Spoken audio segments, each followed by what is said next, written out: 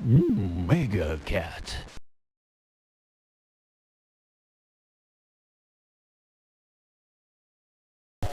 Hey everybody, Crow back again with another Evercade video. This time we're going to be looking at cartridge number 8, which is the Mega Cat Studios Collection 1.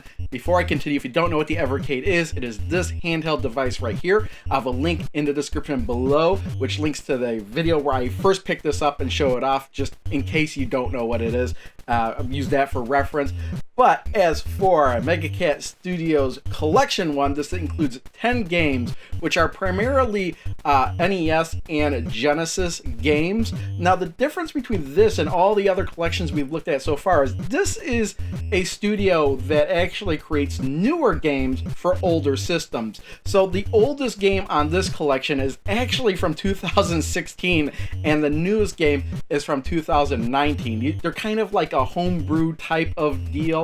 You could actually go on their website and purchase these cartridges for these actual systems, but Blaze Entertainment has licensed these games, or 10 of them at least, for the Evercade. So what we're going to do is we're going to look at each one of them one at a time. I'll kind of talk about them a little bit. No more than 2 minutes, and I'll give them a rating, and the rating I will give them will rank from 1 to 5. A 5 is what I would give a great game, a game that I really enjoyed and found very, very few flaws with. A 4 would be a good game. This is a game that I still really enjoyed, but I found more flaws than usual, things that I think that could be fixed to make this a great game. A 3 is what I would consider to be an okay game. It's a game where I'm right in the middle on. I neither like it nor not like it. Again, just right in the middle. A 2 is what I consider to be a poor game. It's a game that I really didn't like, but I might go back to it just to try it again. Maybe there's a high score element to it. There's some redeeming factor to it at least. And a 1 is what I would consider to be a bad game. It's a game I wouldn't want to go back to and play for any reason at all. It's the kind of game I don't even know why they'd put it on the cartridge. And as usual, these rankings are just my own personal opinion. I'm not going for a common consensus or anything, what I think others might think of the game. These are just my own personal opinions on what I've played and how I feel about the games, and also about how these games play on the Evercade and not the original hardware as a whole. Because the Evercade does have the advantage of save states and the disadvantage of not having multiplayer that might affect the scoring in some way. But enough about all that, let's jump into our first game in Mega Cat Studio Collection 1. Game 1 is Almost Hero. This was released in 2016 for the 8-bit NES. And this is a game I really kind of wanted to really like, because it does play out like a almost more absurd version of River City Ransom. Even some of the boss characters are absurd, like there's a big beefy brawler Pikachu-like character, there's even like a Battletoad in the forest, there's a Teenage Mutant Ninja Turtle-like creature in the sewer. The game on paper sounds really awesome. You beat up enemies, you collect the money, you upgrade certain abilities, but the controls are pretty janky. Sometimes it can be hard to turn around and punch people. In fact, the controls are pretty weird because one button's punch, one button's kick, and then you have to hit both buttons together to do a jump kick, either whether you're moving forward or straight up and down. It takes a bit of getting used to, and then once you get used to it, the tedium begins to set in, because every level's pretty much exactly the same. You go from screen to screen, carefully taking out the enemies, and I gotta say, some of the items laying on the ground are kind of funny. I particularly like the turtle shell that bounces back and forth to hit the guys. And then you reach the end of the level where there's a pretty humorous boss, and there's a toad. He gets in a hover bike like in Battletoads. There's like a beefy Pikachu, there's a street shark, and there's a Ninja Turtle of the Teenage Mutant variety that's hiding in the sewer. I mean, these boss characters are pretty interesting, but they're the only thing that's really interesting about any of the enemies in the game. And on top of that, the game is pretty damn short. I finished the whole thing in like an hour, and I really have no reason to go back to it to play it again. But it was an interesting hour, so I can't really say it's a bad game, but at the same time, I really can't say it's a good game. I'm going to give this one a 3. It's just okay.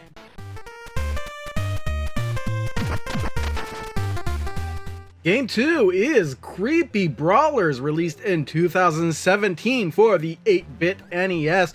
And this is exactly what it seems like. This is sort of a clone of Mike Tyson's Punch-Out, but instead of fighting boxers, you are fighting monsters. And you know what? When I first started playing this, it didn't seem like it was all that great, but I kept playing it. And once you got used to the attacks of the creatures, the game just isn't as responsive or as fluid as Mike Tyson's Punch-Out. But at the same time, I kind of appreciate the charm that kind of went into this game as well, because it is pretty clever to do like a Mike Tyson's Punch-Out clone, but instead of fighting boxers, you're fighting aliens and zombies and Dracula and, you know, vengeful brides and axe murderers and that kind of thing. So yeah, this is a pretty good Halloween game, I think. And of course, when you go up against some of the tougher opponents at first, you're not going to win.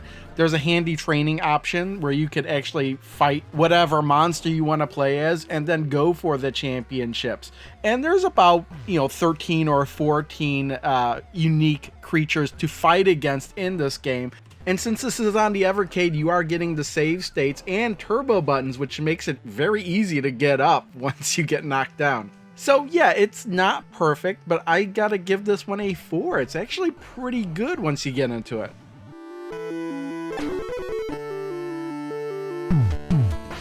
Game number 3 is Coffee Crisis, and this was released in 2017. And although this was released on multiple platforms, this on the Evercade is the 16-bit Genesis version. And I was actually looking forward to playing this game because I'm into beat-em-ups. I hadn't played this one before, and the characters for this game are featured on the cover of the box for this cartridge. However, there are a bunch of issues in this game that I feel really need to be worked on. The whole plot of this game is that aliens are coming down from another planet. They are possessing other humans, and they're interested in stealing Earth's coffee, Wi-Fi, and heavy metal. Now, to be honest, I hate coffee. That's the one big strike I have against this game, is that it heavily features coffee baristas and coffee, and I hate coffee, so the aliens could take the coffee for all I care. They say Wi-Fi and heavy metal to be kind of edgy, and the game kind of tries to have a heavy metal soundtrack, but with the Genesis sound chip, it just doesn't sound all that great. I don't know if the music sounds better in different versions of the game, but in this particular Evercade version using the Genesis ROM, the soundtrack is not that great, I feel, and it's far too loud. It actually covers up a lot of the hits and attacks, which I feel are volumed way too low. In order to be a good brawler, you really need to be able to feel the hits, I think, and that just does not happen in this game. But the plot is pretty funny and nonsensical, and I kind of didn't want to give it a good rating, but I have to admit, if those issues were fixed with the sounds and maybe a little bit of the AI, because I did run into some goofy AI issues as well, then this could be a great game. But for now, I gotta give it a 4. This is just a good game.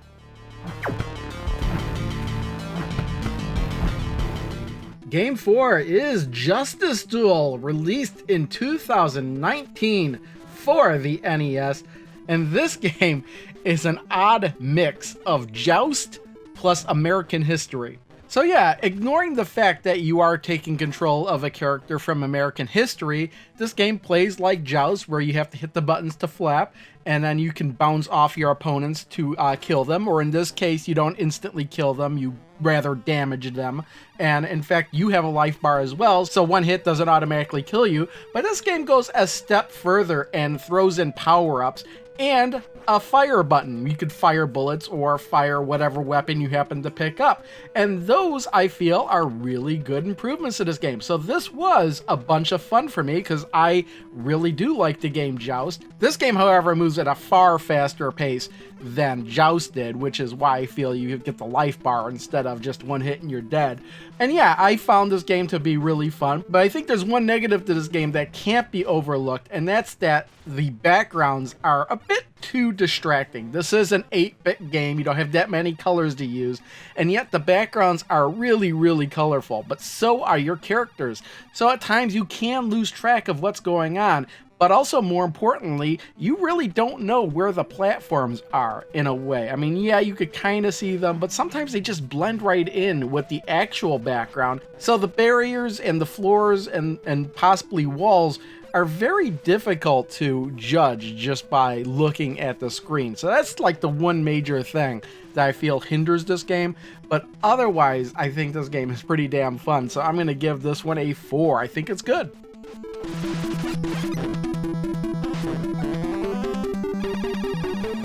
Game 5 is Logjammers. This was released in 2018 for the NES. And if you hadn't guessed, this is kind of an 8-bit version of Windjammers, which was a Neo Geo game where you threw a discus, trying to throw the discus past the other person in order to score points. Although instead of a discus, in this case, you are throwing an axe back and forth, trying to catch the axe and everything. It's a nice twist on the whole thing. In fact, watching the whole game play out is a bit goofy. You and your opponent are on logs, and you're rolling the logs on the water while throwing the axes back and forth. However, I found this game incredibly fast and frustrating. The game plays out like a 3 out of 7 best contest, where as you play each round, if you hit a certain number of points, you automatically win that round. You move on to the next round. If you win 3 rounds, you advance. However, the AI in this game is just totally unrelenting. It was very difficult for me to even win one match, let alone move up through the ranks and win. I reached a certain point where I couldn't figure out how to win at all because it just seemed like the opponent was just moving way too fast, would always catch everything I threw. And oh yeah, there's power-ups that do appear in the playfield, and the opponent just always seemed to get all the power-ups. The game, I found, was just totally frustrating. I kept playing it again and again, trying to use the save states, and I just could not win it. It got totally frustrating. I got to the point where I didn't even like playing the game anymore, and that's the worst thing I believe a game could do. On top of that, there is a 2-player option, but being that this is on the Evercade, you cannot play against another person, so that's another big detriment to this game. So for right now, the way I feel about this game, I gotta give it a 2.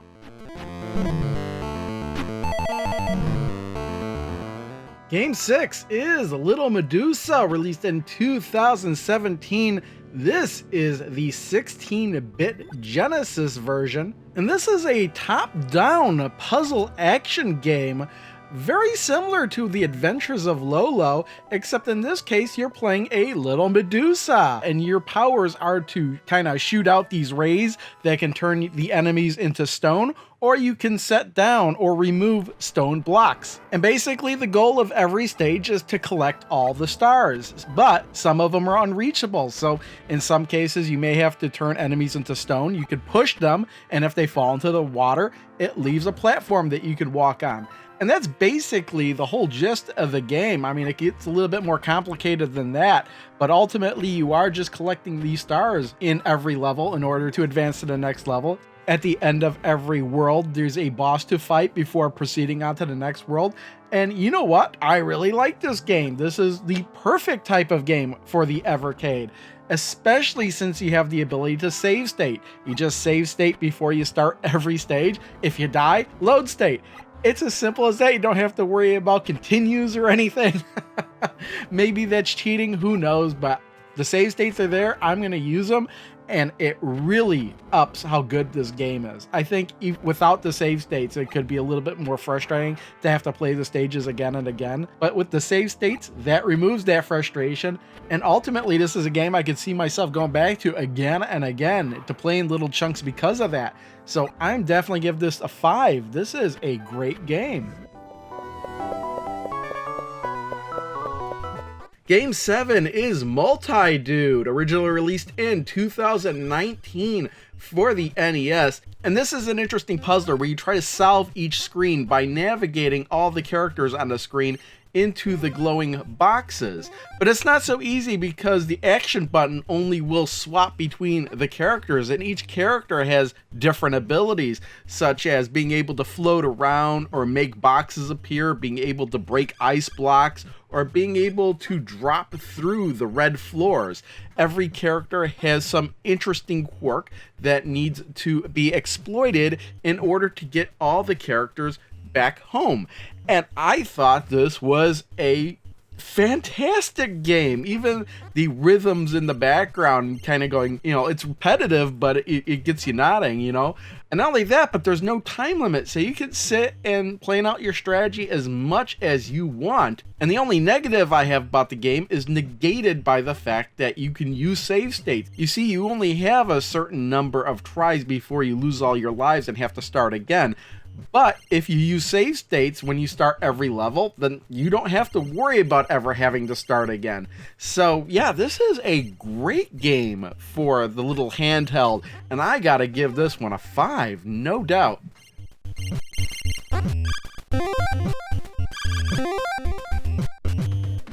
Game 8 is Old Towers, originally released in 2019. It was released on the Genesis and the Super Nintendo, but this is the Genesis version on the Evercade here, and this is another puzzler on this cartridge, but this one is way more fast-paced than the other ones. You control these kids that can move around, presumably at the speed of light, and they don't stop unless they hit a wall, and your goal is to navigate the towers, collecting all the coins. Once all the coins are collected, then you can exit and proceed to the next level, and it just repeats from there. But yeah, this is just a really fast-paced puzzle type game, and it's actually really fun. I really enjoy these types of games, and this Mega Cat Studios collection is showing no shortage of them, and I really like this. There's really nothing bad I could say about this game. It's fast-paced, it's fun. Like other puzzlers, you learn from your mistakes as you go along. And since this is on the Evercade, you don't really have to worry about losing lives as long as you use the save states. So yeah, again, this is another game I've got to give a 5 to. It's great.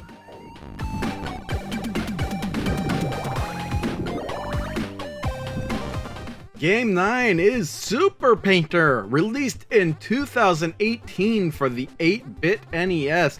And this is another puzzler, albeit this one is kind of a platform puzzler, wherein you have to control your character to touch all of the gray or white objects and paint them. Oh, except you have to avoid all the enemies on the screen because touching them will kill your painter character. So this is a fun little game. It's certainly something that's not distinct, it's been done before, but I do appreciate this take on it. Kind of reminds me of something like City Connection.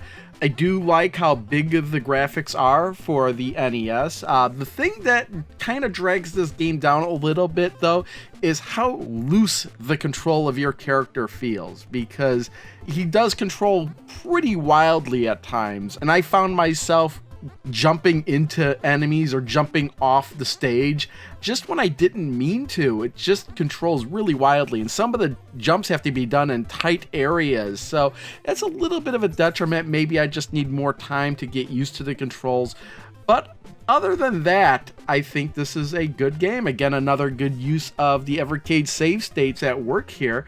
And if it weren't for the minor control issue, I'd say this is a great game. So I'm going to give this one a 4. It's good. Our 10th and final game is Tänzer, released in 2018 for the 16-bit Sega Genesis, and this really does feel like a Genesis game.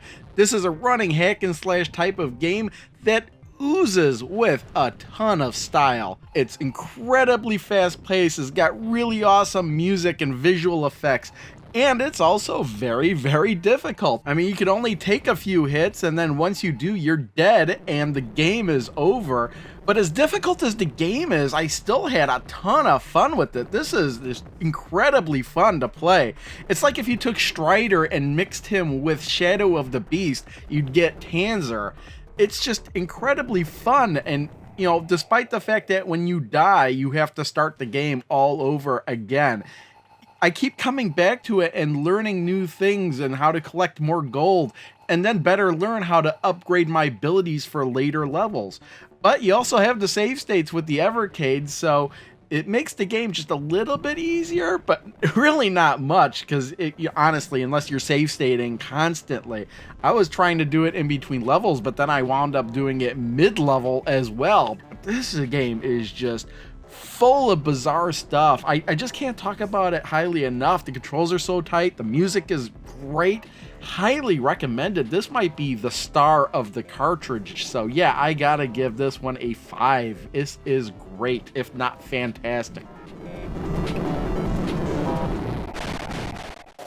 And that's going to wrap up the 10 games in the Mega Cat Studios Collection 1. We got a good mix of NES and Genesis games in this collection, heavily leaning towards the action and puzzling genres of games. So if those are your types of genres that you like to play, you know, this might be something to look into. But as for the ratings I gave the games, 8 out of the 10 of them I gave a 4 or a 5 to, so that is great. In fact, 4 of them I gave a 5, 4 of them I gave a 4. There was one I was just right in the middle on, and then there was one I just thought was poor, and maybe I'll come back to it, that Logjammers game. Man, it was just frustrating. If the AI was toned down on that a bit, I would easily give that a higher score, but it is what it is, and if we average those scores out, I'm going to give it a 4.1 overall, just, the whole collection, and that's really good. That's slightly better than a good average for all 10 games. So, yeah, this is a really good collection, and yeah, that's going to wrap it up. The next cartridge I'm going to be looking at is, I believe, the Pico Interactive Collection 1, which has 20 games on it. So it's going to take me some time to go through those 20 games, even though I may have played some of those in the past on original hardware. But we'll cross that bridge when we get to it. That's it for this video. Thanks for watching. See you next time.